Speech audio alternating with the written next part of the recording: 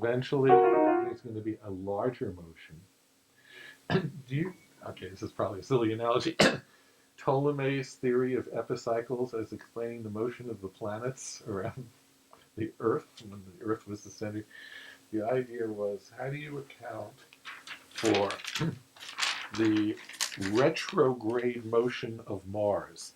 Planet, here's Earth, and we're the center of the universe, and here's Mars that seems to be traveling gradually around the sky in this direction, but every once in a while it slows up, stops, turns around, goes backwards in the sky for a month or so, and then turns around and goes like that. Well, how do you explain motion like that when all you want is circles? And Ptolemy's explanation was, well, Mars rolls around on a crystal sphere, but the planet doesn't go directly on that surface.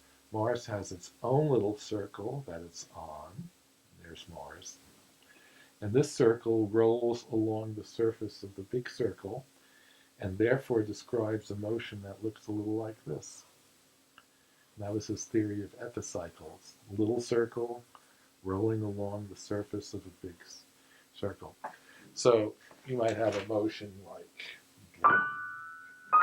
for that. Mm-hmm. But to get the larger thing, you have little motions like that within a bigger motion. So the bigger motion might go little. So if I'm making little whoops, the bigger motion is and then that